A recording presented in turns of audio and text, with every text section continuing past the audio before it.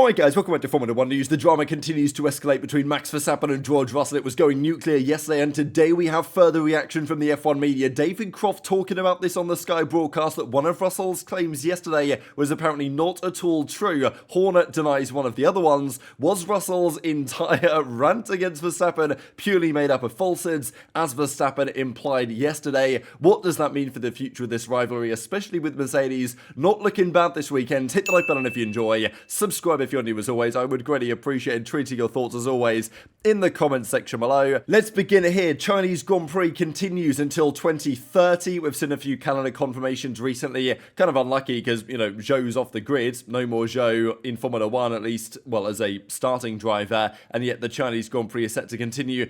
You know, it is a track. It's a race track. It has some interesting elements. It's not the best for racing historically, but it's interesting enough. Like, I'll probably take it over another street circuit, even if it's not necessarily my favourite.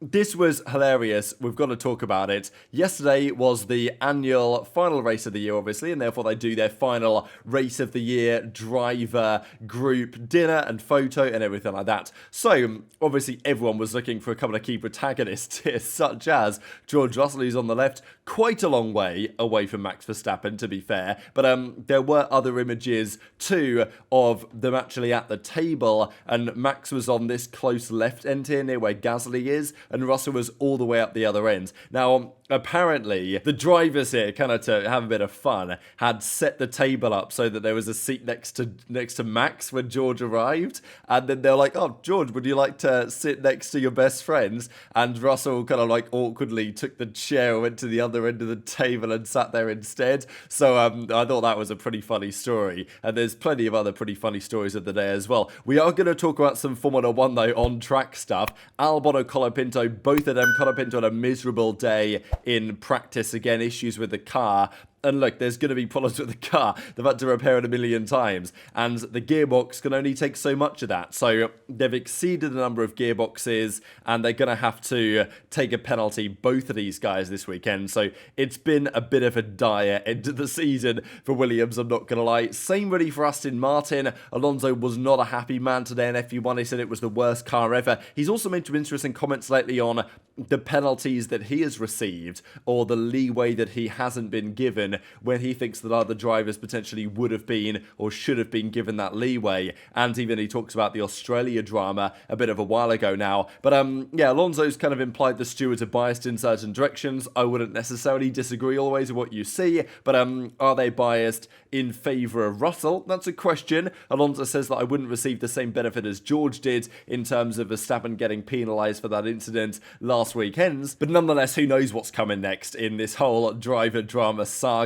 We do have some unfortunate news for Ferrari. Leclerc, as in Charles Leclerc, not Arthur, they were on track together, of course, in the free practice 1 session today, which was kind of cool. Leclerc ate something that he didn't, agree with him or whatever, and he's been a bit unwell, but it seems like he's okay, or certainly substantially better now. Unfortunately, things have gone from bad to worse, because for a extra allocation of their energy store, I believe, their battery components, basically, it's going to be a 10-place penalty on a crucial weekend, right? I mean, Sainz historically has not exactly excelled around Abu Dhabi. Leclerc's been pretty good, but if he's starting 10 places further back than he ought to, it's going to be a serious challenge for Ferrari, right? I think that's the key takeaway here, right? They're trying to win the Constructors' title. It's not looking especially likely as it stands. So Ferrari on the back foot absolutely this weekend. Their chances to beat McLaren, especially after FP2, are basically null and void, I would say. This was free practice 1, though, and Leclerc was on top, a 1:24.3, with Norris 2/10 behind, then Hamilton, then Russell, then even Gasly again in the Alpine. You gotta say fair play.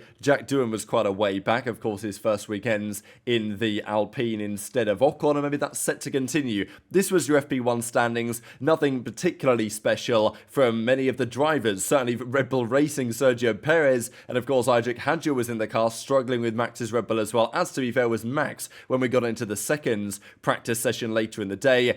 Hamilton's been looking okay so far this weekend. The race runs are actually looking particularly competitive, so we'll talk about that in a few minutes' time, because the Mercedes could be back. Just, well, when you think they're back, they're probably gone. When you think they're gone, they're probably going to come back. Of course, it's Hamilton's last weekend. It's a big weekend for him with the team. But free practice 2 was dominated by the McLarens, and Lando was purple Sector 1, Sector 2, and Sector 3 on this still feels relatively new Abu Dhabi circuit after they made those changes to Sector 3 over the last couple of years, and of course Sector 1 as well they changed. It's a better track than it used to be. It might not be the best, but it's watchable, I would say. And Lando and Oscar, P1, P2 after free practice 2. Doesn't tell the whole story. We've got to talk about some long run data. That's definitely true, and then we're going to talk about some drama. Hulkenberg, can you believe it? In the Haas ended up 3rd. Then it was Sainz, Leclerc, Hamilton in that kind of ballpark. Then Valtteri Bottas was P7 here with a 124.2. So pretty impressive stuff from many of these drivers.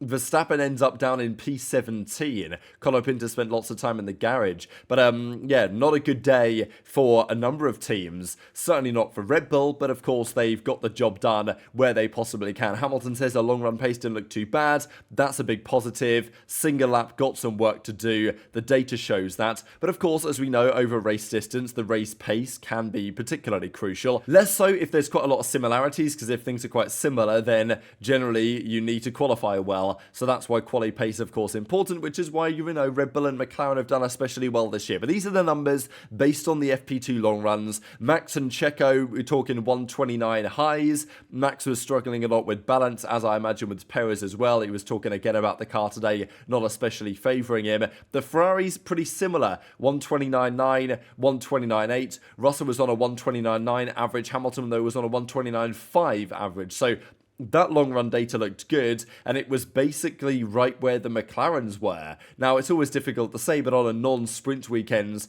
you can guess the type of fuel they were running on. It's usually either like race fuel or near enough to it. They tend to do runs like this on just to get an idea of what the first stint is going to be like in the Grand Prix. Depends, you never really know what the teams are up to. But Norris and Piastri, 129 mids. Checo and Max, 129 highs, add with the Ferraris. The Mercedes slightly more separated here, but yeah, the fastest was Piastri with a 129.45-ish on average, which is going to be competitive for the weekend. We've got to talk about this drama, though, because, wow, it was all going down yesterday, and it's not stopped today. There is a video of this, by the way. So here's Russell yapping, to the cameras about Max for like 4 minutes, basically, which is from most of the quotes we talked about yesterday were from exactly this. It's some interesting screenshots, as you guys can tell. But there were a couple of specifics that I wanted to get into here in terms of what Russell was actually talking about. And, well, let's have a look at some of them now. So Russell, we saw the rant yesterday in lots of detail, how Max has been bullying other drivers for years and has been doing all sorts of different stuff.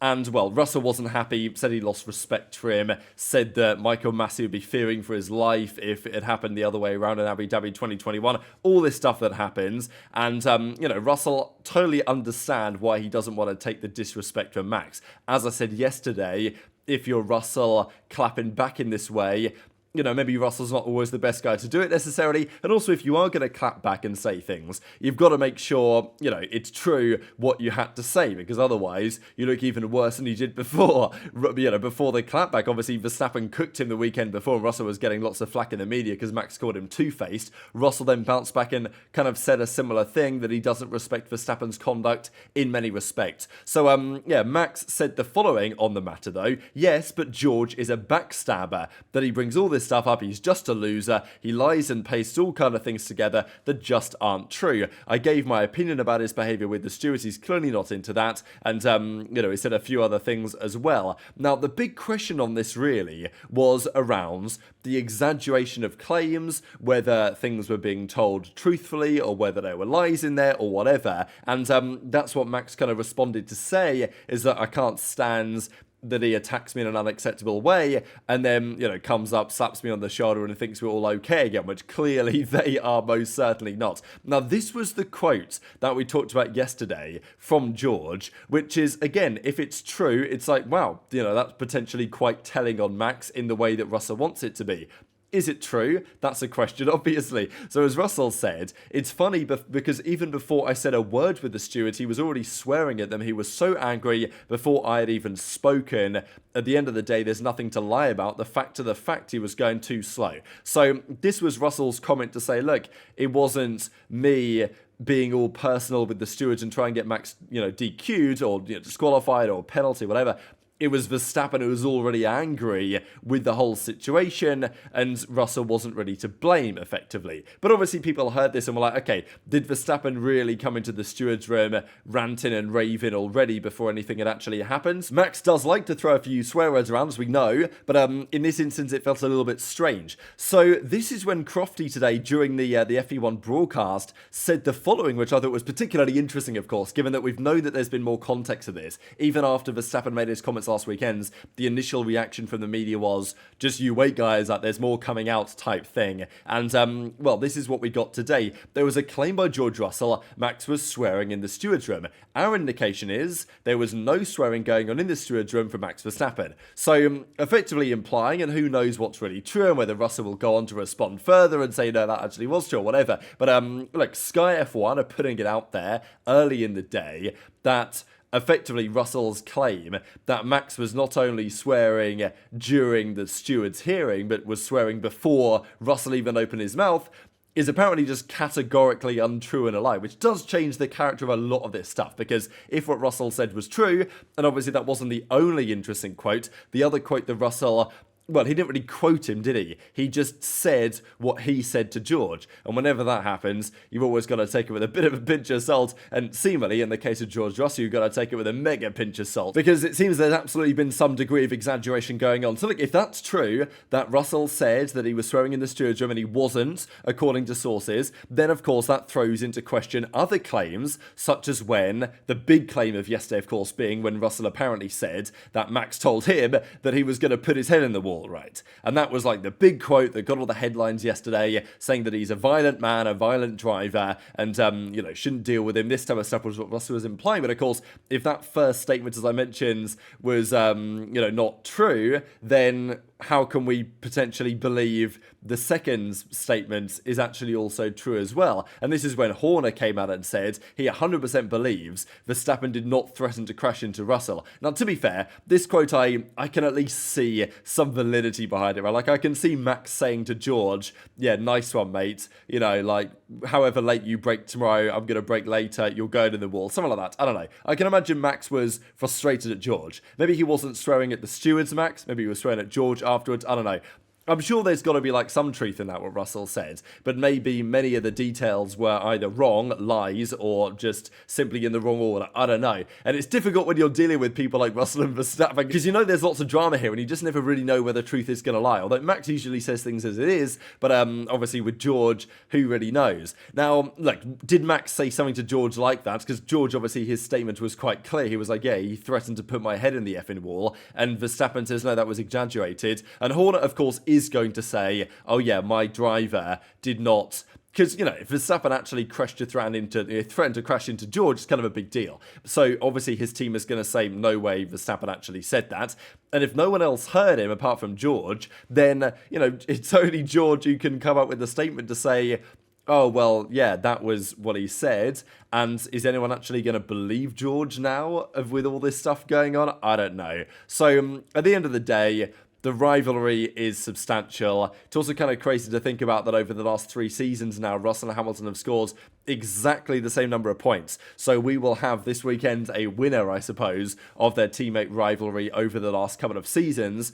And it will depend on their competitiveness, of course, compared to the field. Hamilton's looked stronger so far this weekend. Of course, Saturday has not been easy for him this season by any means. And if George is competitive in the Red Bull, or at least as competitive as he was today, kind of funny, right? Earlier in the video, we looked at some of these long-run times, and you look at the times and you see Max is at a 1:29.8, George is at a 1:29.9. So it is very feasible they could find each other, near each other on track this weekend, and we might get even more of this type of drama. But yeah, true to your thoughts in the comments below. Just one final thing actually before I go to this.